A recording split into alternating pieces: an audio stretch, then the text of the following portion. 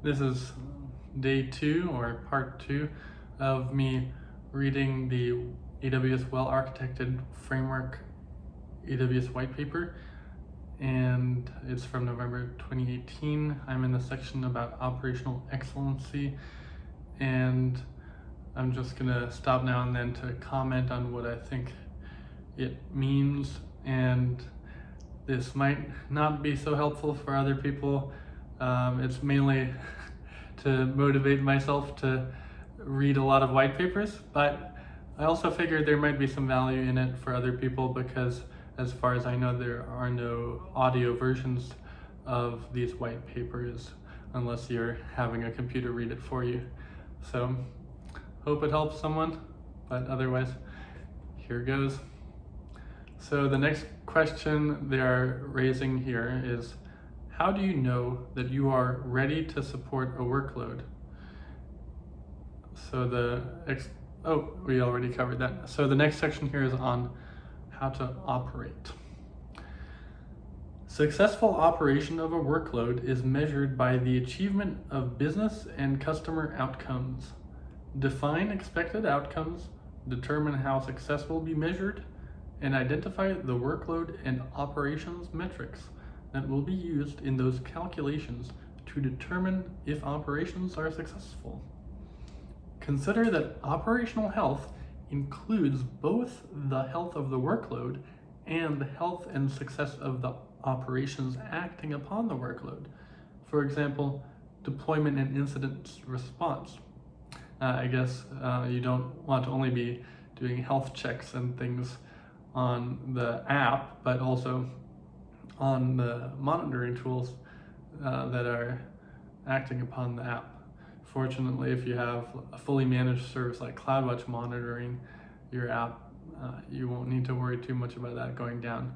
But you probably will want to monitor, like, is CloudWatch still receiving the logs or something? Maybe you want to get an alert if maybe a piece of code was changed that was sending the logs, and now you're no longer getting logs to CloudWatch logs. Consider that, establish baselines from which improvement or degradation of operations will be identified. Collect and analyze your metrics, and then validate your understanding of operation success and how it changes over time. So I think establishing baselines to check for degradation is one kind of a code test you can include in your code. It's not coming to me right now, but that type of test, regression test, I think, to make sure you're not breaking things that were already working.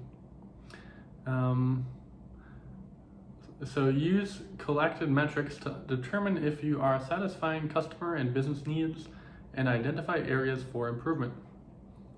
Efficient and effective management of operational events is required to achieve operational excellence. This applies to both planned and unplanned operational events. Use established runbooks for well-understood events and use playbooks to aid in the resolution of other events. Prioritize responses to events based on their business and customer impact. Ensure that if an alert is raised in response to an event, there is an associated process to be executed with a specifically identified owner. That's a really interesting one, actually. Prioritizing responses to events based on their business and customer impact. I bet there's more most people could do in that regard, because with a large system, you might have a bunch of events happening, and you could miss some things that really need your attention. If you have 10 alerts going at the same time, you might start becoming immune to those and not react right away. Ensure that if an alert is raised in response to an event, there is an associated process to be executed with a specifically identified owner. Define in advance the personnel required to resolve an event, and include escalation triggers to engage additional personnel as it becomes necessary. Oh, that's a really interesting one, because I've seen where that alarms were not responded to because the person who the notification went to did not respond, but there was no follow-up, like if this person does not respond in such an amount of time, then the manager would step in. So that's a really good point there. I guess you could have certain CloudWatch alarms trigger like a ServiceNow ticket or something like that. And with that type of integration, you can have escalations built in that if it doesn't meet a certain SLA, then it gets escalated. So I like the escalation triggers point there. And I'm going to add a note. Build in escalation triggers for most important CloudWatch metrics alerts.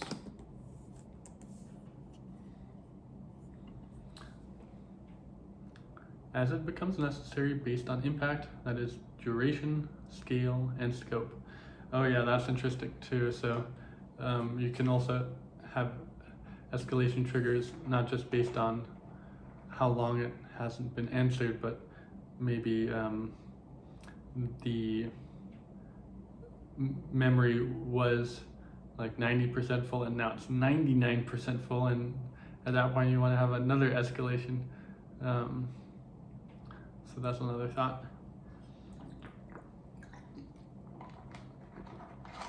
Identify and engage individuals with the authority to decide on courses of action where there will be a business impact from an event response not previously addressed.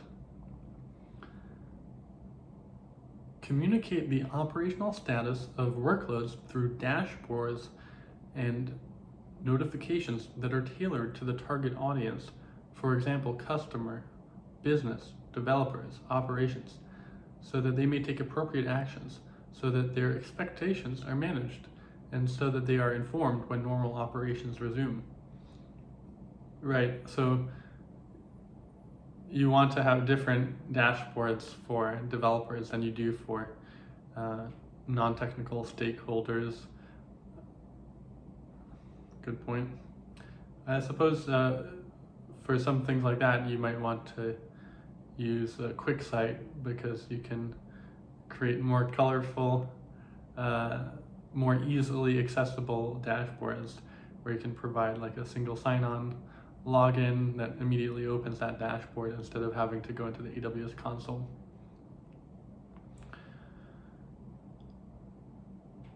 Determine the root cause of unplanned events and unexpected impacts from planned events. This information will be used to update your procedures to mitigate future occurrence of events. Communicate root cause with affected communities as appropriate. So that's saying do root cause analysis as part of your operations. In AWS, you can generate dashboard views of your metrics collected from workloads and natively from AWS. You can leverage CloudWatch or third-party applications to aggregate and present business, workload, and operations level views of operations activities. AWS provides workload insights through logging capabilities, including X-Ray, CloudWatch, CloudTrail, and VPC flow logs, enabling the identification of workload issues in support of root cause analysis and remediation. CloudWatch is definitely the main place for presenting operational metrics on AWS, but I'm just, and QuickSight is more for like the business data you have like in your, as part of the business logic of your application. But I'm curious, I know it must be possible to use it to present operational metrics in a different way since CloudWatch provides an API where you can pipe that data somewhere else. And I'm curious, when was QuickSight released? So QuickSight general availability. That was, the general availability of ML Insights was March 14th, 2019, but it was released November 16th, 2016, so already for 3.5 years. Okay, moving on. The following questions focus on these considerations for operational excellence. So here's the 6th question they have for operational excellence. How do you understand the health of your workload? So for some people, their answer might be, well, we created some custom dashboards on CloudWatch metrics. Or some people might say, well, we have Splunk, or we have Datadog, and that provides us a single pane of glass for the health of our environment. So what they say here is define, capture, and analyze workload metrics to gain visibility to workload events so that you can take appropriate action. Next question, how do you understand the health of your operations? So here they're again emphasizing that you shouldn't only be monitoring the health of your workload, but also the health of your operations. So the explanation is the same, just with the word operations instead of workload. Define, capture, and analyze operations metrics to gain visibility to operations events so that you can take appropriate action. Question 8. How do you manage workload and appropriation and operations events? So, basically, how do you manage events? I'm guessing one thing they might be getting at, are you having triggers? Are you having escalation triggers as well? So what they say here is prepare and validate procedures for responding to events to minimize their disruption to your workload. I guess those can also include human procedures like doing root cause analysis after the event so that next time is better. Routine operations as well as responses to unplanned events should be automated. Manual processes for deployments, release management, changes, and rollbacks should be avoided. Releases should not be large batches that are done infrequently. Rollbacks are more difficult in large changes. Failing to have a rollback plan or the ability to mitigate failure impacts will prevent continuity of operations. Align metrics to business needs so that responses are effective at maintaining business continuity. One-time, decentralized metrics with manual responses will result in greater disruption to operations during unplanned events. Right, if you have to go looking here, go looking there, and you have to do that each time an event happens, that will mean bigger downtime, longer downtime. And that's why you also want to make sure you have a plan for rolling back. With a lot of services, it's as easy as clicking a button, roll back.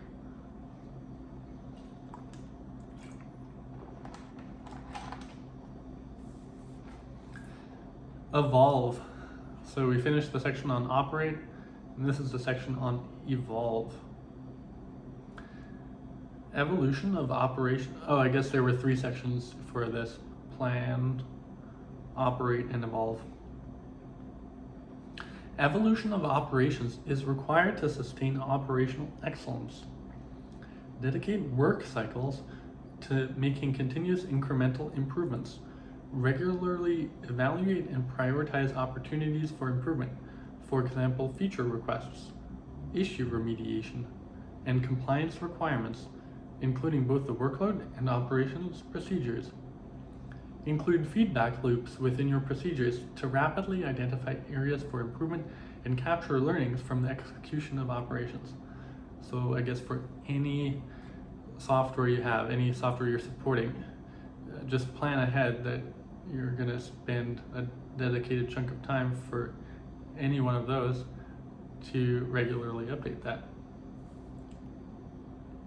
That makes me think I really got to update my website. It still says I'm a front-end developer. Share lessons learned across teams to share the benefits of those lessons.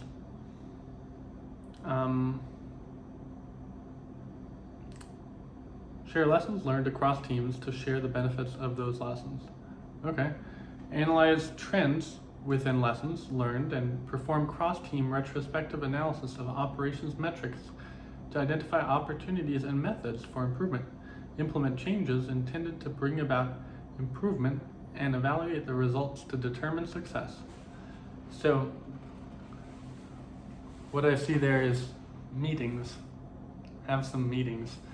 And one question I have there is, how can you make those meetings more effective? I think one thing is really planning for those meetings and sending folks ahead of time a really concise, really well thought out overview of the main facts they need to know to be able to have the context to contribute. With AWS developer tools, you can implement continuous delivery build, test, and deployment activities that work with a variety of source code, build, testing, and deployment tools from AWS and third parties. So I guess here they're highlighting their CI/CD tools like code build, code deploy, Cloud9. The results of deployment activities can be used to identify opportunities for improvement for both deployment and development. You can perform analytics on your metrics data, integrating data from your operations and deployment activities to enable analysis of the impact of those activities against business and customer outcomes. This data can be leveraged in cross-team retrospective analysis to identify opportunities and methods for improvement.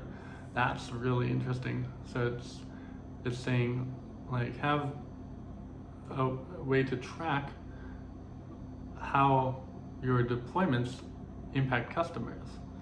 So, do your sales go down on your website on the day when you deploy? Or I guess if you're deploying often, the question would be in the minute that you deploy. Or does latency go up or down, or whatever matters to your business? Track that in relationship to deployments. That's worthy of me making a note. So add note, track impact of deployments on customers using analytics on your metrics. The following questions focus on these considerations for operational excellence. Okay. So they just talked about some general principles, and now these are the questions that relate to those principles. How do you evolve operations? Dedicate time and resources for continuous incremental improvements to evolve the effectiveness and efficiency of your operations. Yep. I like how these, they're providing questions, because I think questions are typically just more powerful than statements. How do you evolve operations? And if you don't have an answer for that, it makes you think, maybe I need to have dedicated chunks of time for doing that. Successful evolution of operations is founded in frequent small improvements, providing safe environments and time to experiment, develop and test improvements, and environments in which learning from failures is encouraged. Operations support for sandbox, development, test, and production environments with increasing level of operational controls facilitates development and increases the predictability of successful results from changes deployed into production.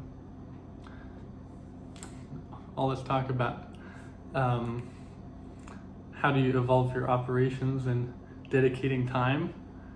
The dedicate time really stood out to me because maybe I should put a monthly calendar reminder to just make a small improvement to my website, because I literally haven't updated it in like 2 years. So I'm going to do that right now. Update website, add more options, and I'm going to repeat monthly, and I have a notification. Fantastic. That is dedicating time for continuous evolution. Okay. That website is just, to have a playground to continue keeping up my skills on areas that I might not be working on with customers, so that those skills don't go dry. And okay, key AWS services. The AWS service that is essential to operational excellence is AWS CloudFormation. Yeah, because they mentioned that infrastructure as code is just essential to having operational excellence, which you can use to create templates based on best practices. Right, because they do provide templates based on best practices, so you often don't need to write your own, or you don't need to start from scratch oftentimes. This enables you to provision resources in an orderly and consistent fashion from your development through production environments. The following services and features support 3 areas in operational excellence. I just want to make a comment about Terraform versus CloudFormation. I like how Terraform modularizes things, but AWS CloudFormation has so many great templates that are provided by AWS, so they're going to work, and you can get AWS support for those templates if something does break.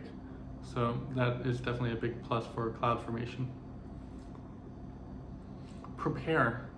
AWS config and AWS config rules can be used to create standards for workloads and to determine if environments are compliant with those standards before being put into production. Okay, so here they're highlighting different AWS services. They mentioned CloudFormation, and they mentioned that config is especially good in the preparation phase for developing standards, so that you can track if, as you develop your application is meeting those standards. For the operate phase, Amazon CloudWatch allows you to monitor the operational health of a workload and evolve. Amazon Elasticsearch Service, ES, allows you to analyze your log data to gain actionable insights quickly and securely. So that makes sense, because Elasticsearch is part of the ELK stack, which is very popular for operations and gaining insights from log data. Makes me want to get more experience with the ELK stack. So I'm going to make a note. ELK practice.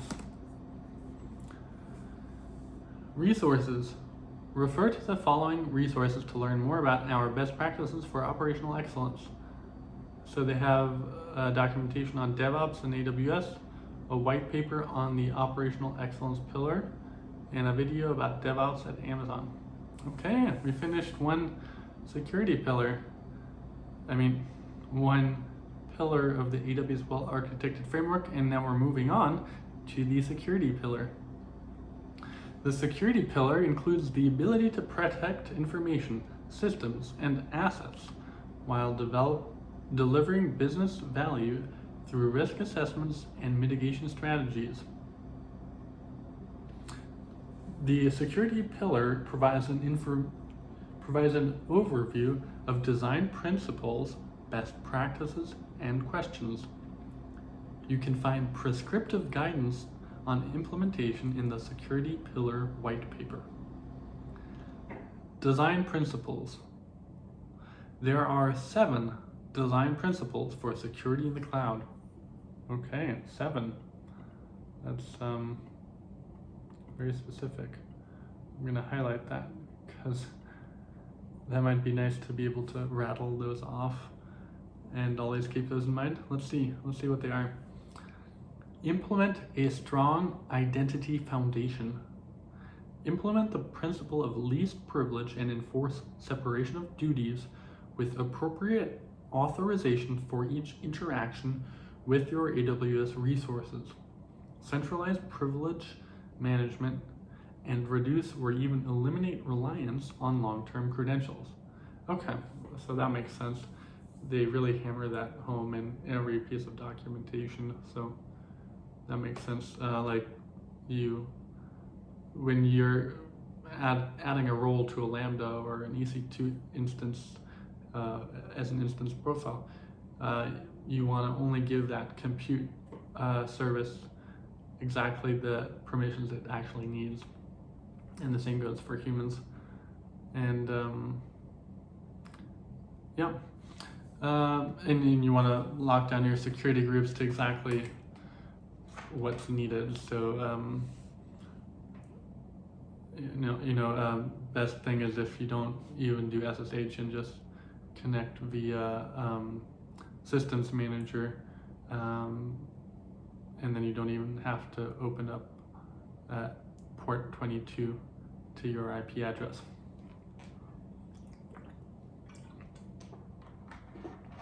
Enable traceability. Monitor, alert, and audit actions and changes to your environment in real time. Integrate logs and metrics with systems to automatically respond and take action. So their number 2 principle is having a way to track what happened. I guess it's like having security cameras in your cloud. Apply security at all layers. Rather than just focusing on protection of a single outer layer, apply a defense in-depth approach with other security controls. Apply to all layers, example, edge network, VPC, subnet, load balancer, every instance, operating system, and application. Okay. Yeah, right. So you might say, why do I need to apply a deny everyone except for this on my EC2 instance when it's already behind a load balancer that has those same controls, because it's already going to be blocked there. But that's the principle of applying security at every layer. What if another team member accidentally makes a change to the load balancer settings, and then it's open there? Well, then you still have the same controls at the EC2 instance level. So that's why it's good to apply security at all layers. And the 4th principle, automate security best practices. Automated software-based security mechanisms improve your ability to securely scale more rapidly and cost-effectively. Create secure architectures, including the implementation of controls that are defined and managed as code in version control templates. So there are so many ways to automate security best practices, from auto-remediating things with Lambda and triggers, and you can have config rules that trigger when things are out of compliance, and then having a Lambda to remediate those things. And you can just have pretty granular IAM permissions. I don't know if that would count as automation, but you can have really granular IAM permissions, which sometimes even can involve the request parameters as a filter for more mature services like S3. Protect data in transit and at rest. So that sounds like what Amazon's CTO's t-shirt always says: encrypt everything. Classify your data into sensitivity levels and use mechanisms such as encryption, tokenization, and access control where appropriate. Encryption, so not just encrypting, but also tokenization and access control. So tokenization, that makes me think of like passwords, and makes me think of protocols like SAML. Is that a protocol? But exchanges like the tokens you get when you do SAML authentication, and access controls. I guess there are so many different types of access controls, mainly like IAM-based policies, resource policies, or identity-based policies. So, okay, encryption, tokenization, and access controls. That makes sense. Keep people away from data. Create mechanisms and tools to reduce or eliminate the need for direct access or manual processing of data. This reduces the risk of loss or modification and human error when handling sensitive data. Oh yeah, I think I once saw someone manually go into a MySQL database and modify that database, and then lose some data, which was pretty bad. And not anyone at the companies I was working at. And it was someone outside that I was watching. And then it was also hard to trace exactly what happened, because after exiting that session, there was no record of what commands he had done to change it. So there was no auditability that indeed he had changed it. So if that change had been made via code, it would at least have been auditable, because it would be in version control. Okay. And then prepare for security events. Prepare for an incident by having an incident management process that aligns to your organizational requirements. Run incident response simulations and use tools with automation to increase your speed for detection, investigation, and recovery. Prepare for an incident by having an incident management process that aligns to your organizational requirements.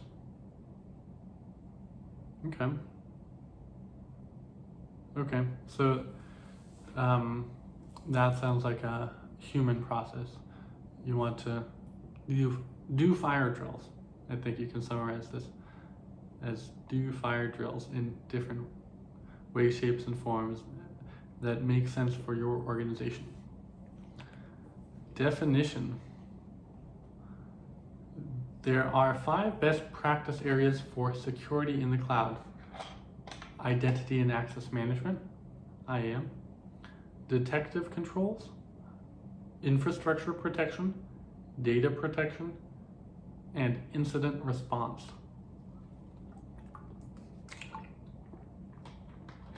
Before you architect any system, you need to put in place practices that influence security. You will want to control who can do that. In addition, you want to be able to identify security incidents, protect your systems and services, and maintain the confidentiality and integrity of data through data protection. You should have a well-defined and practiced process for responding to security incidents. These tools and techniques are important because they support objectives such as preventing financial loss or complying with regulatory obligations. The AWS shared responsibility model enables organizations that adopt the cloud to achieve their security and compliance goals.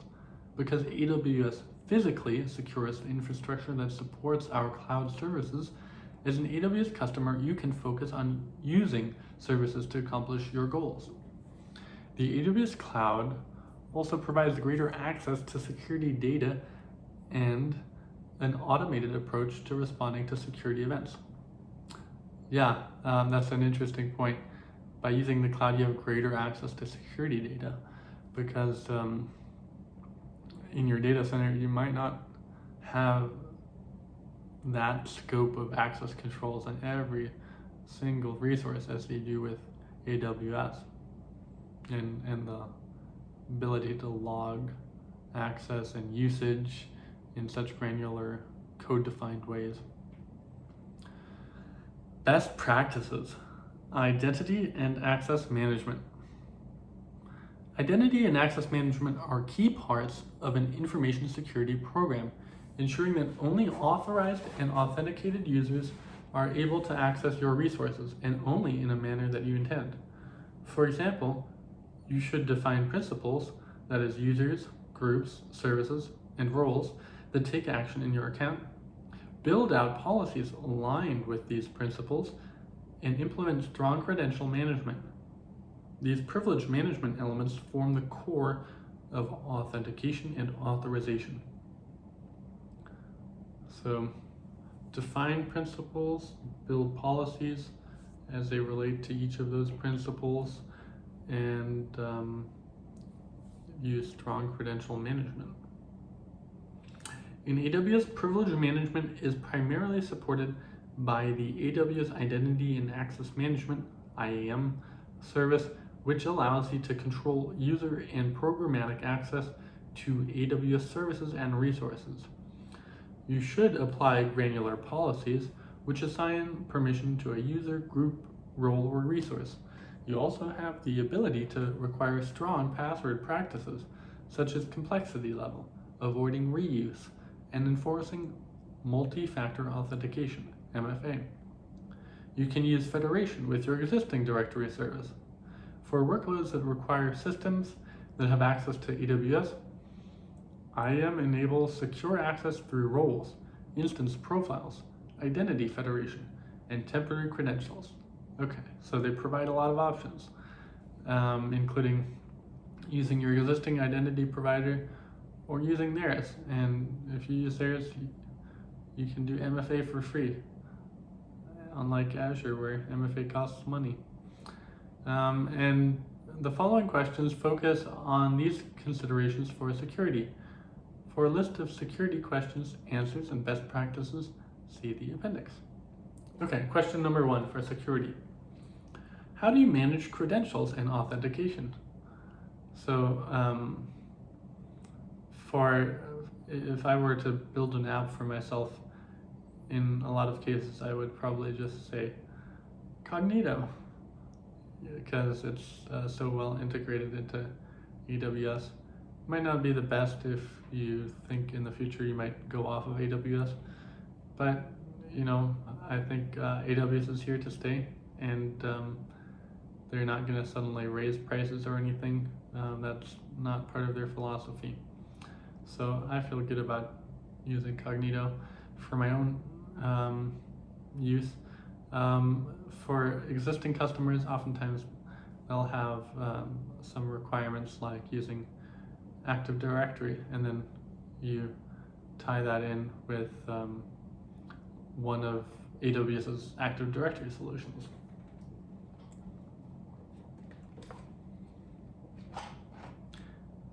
Security question 2. How do you control human access?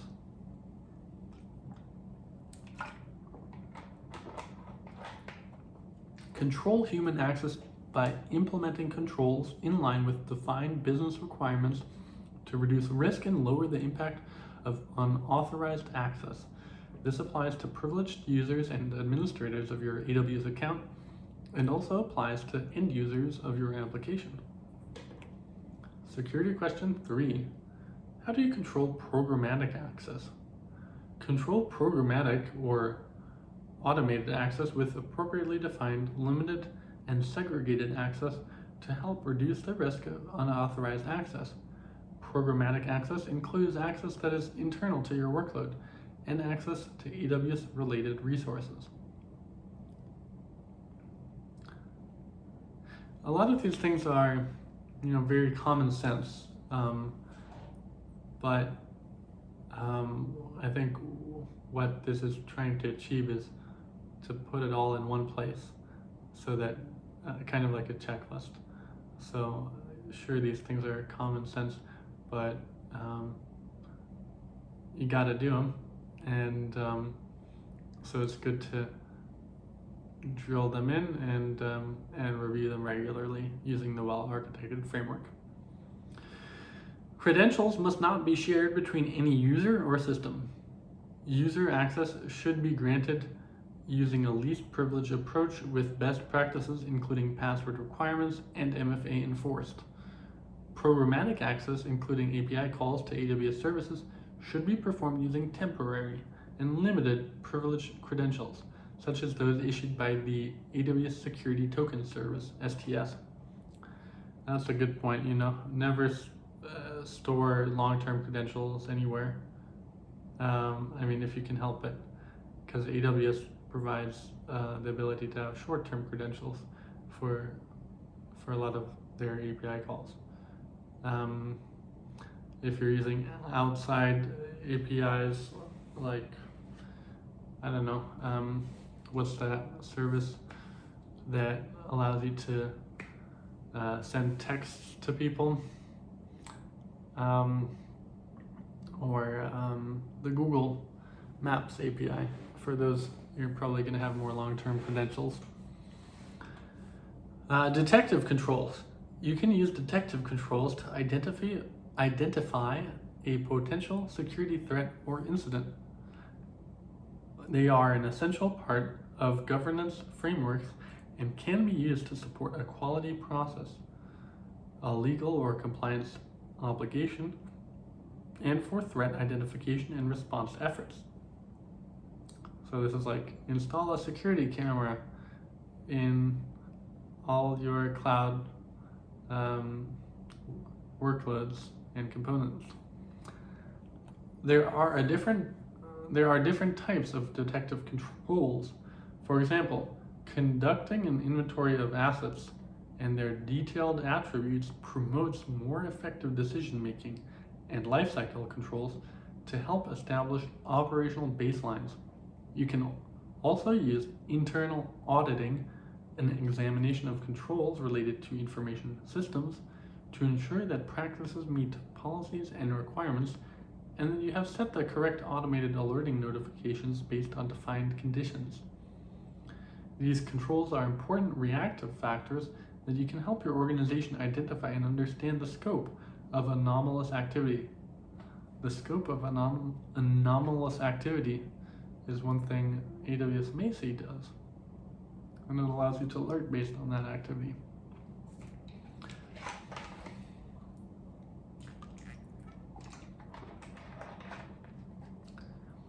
In AWS, you can implement detective controls by processing logs events and monitoring that allow for auditing, automated analysis, and alarming.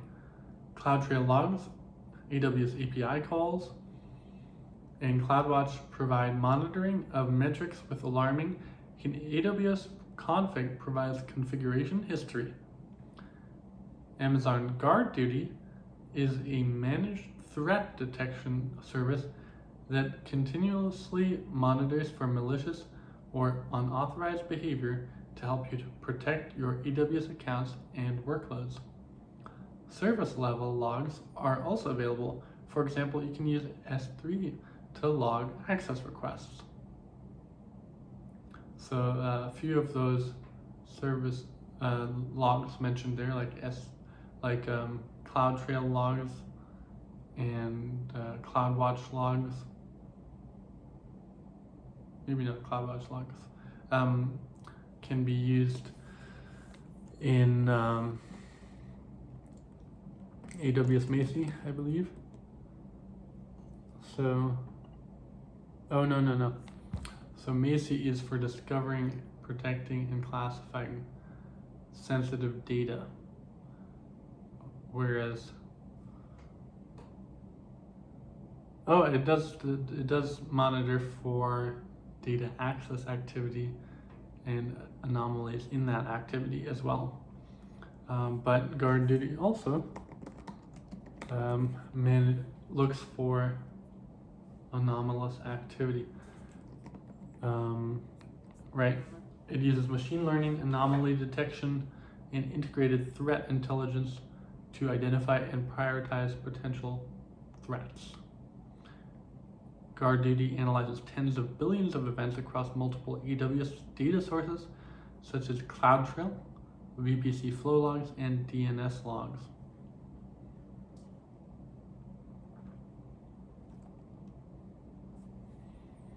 The following questions focus on these considerations for security. Security question 4. How do you detect and investigate security events? Capture and analyze events from logs and metrics to gain visibility. Take action on security events and potential threats to help secure your workload. How do you detect and investigate security events?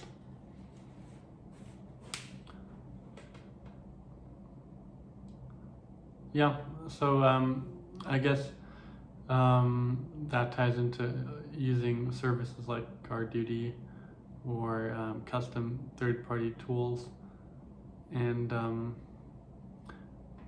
having a plan for how you're gonna use those tools when things happen. Security question 5. How do you defend against emerging security threats?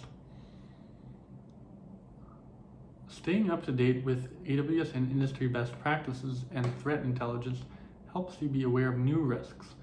This enables you to create a threat model to identify priorities and implement appropriate controls to help protect your workload. That's a really good point there.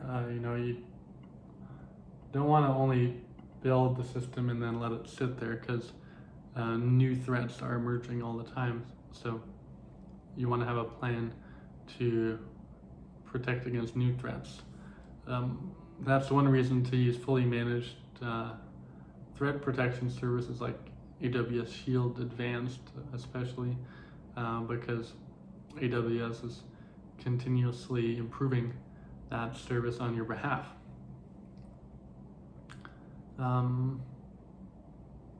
So log management is important to a well-architected design for reasons ranging from security or forensics to regulatory or legal requirements. Right, so in some cases, it's the law that you have to have logs for everything you're doing because you're in a regulated industry like government or finance. It is critical that you analyze logs and respond to them so that you can identify potential security incidents. AWS provides functionality that makes log management easier to implement by giving you the ability to define a data retention lifecycle, or define where data will be preserved, archived, or eventually deleted. This makes predictable and reliable data handling simpler and more cost-effective. Next section of security pillar, infrastructure protection. Infrastructure protection encompasses control methodologies such as defense in depth, necessary to meet best practices and organizational or regulatory obligations. Use of these methodologies is critical for successful ongoing operations in either the cloud or on-premises. In AWS, you can implement stateful and stateless packet inspection, either by using AWS native technologies or by using partner products and services available through the AWS Marketplace. You should use VPC, Amazon Virtual Private Cloud, to create a private, secured, and scalable environment in which you can define your topology, including gateways, routing tables, and public and private subnets. The following questions focus on these considerations for security. Security question 6. How do you protect your networks? So, how do you protect your networks?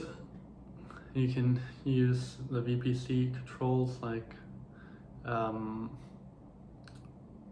using route tables, security groups, NAT gateways, internet gateways, and you can also, put in a Palo Alto or Fortinet firewall from the AWS Marketplace, things like that. So, how do you protect your compute? Their explanation of that is public and private networks require multiple layers of defense to help protect from external and internal network-based threats. Next security question, how do you protect your compute resources? First thing that comes to mind is putting them, in a place where there's no direct internet access to them, using those network controls, and also only giving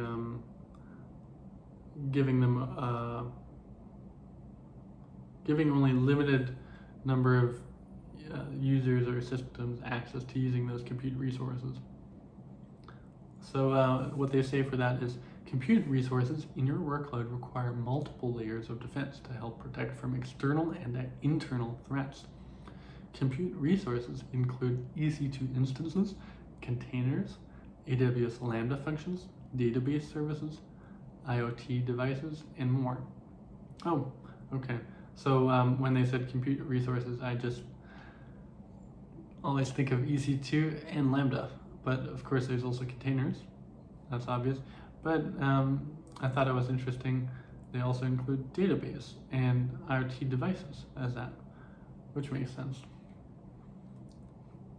And then multiple layers of defense are advisable in any type of environment. In the case of infrastructure protection, many of the concepts and methods are valid across cloud and on-premises models. Enforcing boundary protection, monitoring points of ingress and egress, and comprehensive logging, monitoring, and alerting are all essential to an effective information security plan. So what helps you on premises also helps on cloud. Monitor all traffic. AWS customers are able to tailor or harden the configuration of an EC2, ECS container, or Elastic Beanstalk instance, and persist the configuration to an immutable AMI. Then, whether triggered by auto-scaling or launched manually, all new virtual servers instances launched with this AMI receive the hardened configuration. So a lot of out-of-the-box VMs probably have more than you need, and you can reduce the attack surface by disabling certain utilities on your VM or container, and then you want to save that change by making an AMI out of it, and that can protect your compute infrastructure. So last section we're going to go in here for this study sprint, since we're nearing the hour, is data protection. Before architecting any system, foundational practices that influence security should be in place.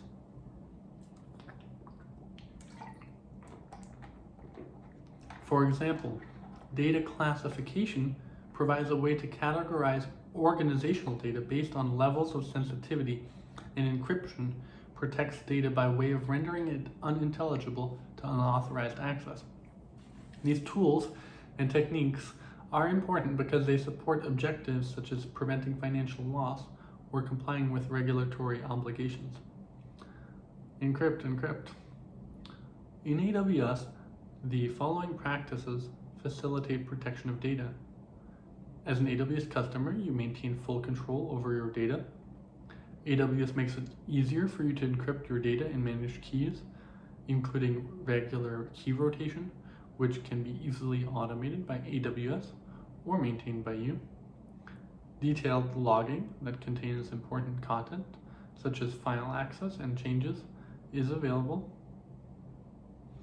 AWS has designed storage systems for exceptional resiliency.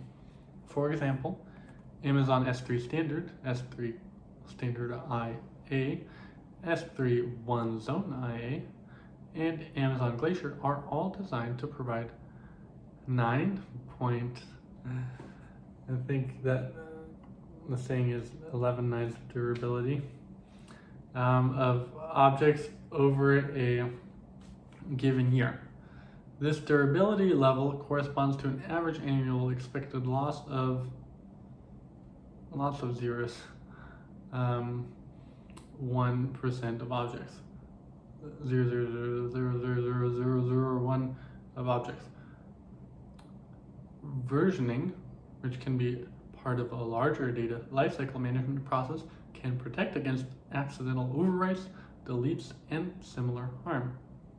Right, S3 versioning is an important security tool because if you're storing your logs there, and your logs are your way to do forensics on security events that happened, you wouldn't want anything to happen to those. You wouldn't want them to be accidentally deleted. So turning on versioning for S3 is a way to improve security. AWS never initiates the movement of data between regions. Okay, right, so if you put data in one region, you can be sure it stays in that region. Content placed in a region will remain in that region unless you explicitly enable a feature or leverage a service that provides that functionality. That's especially important for highly regulated industries where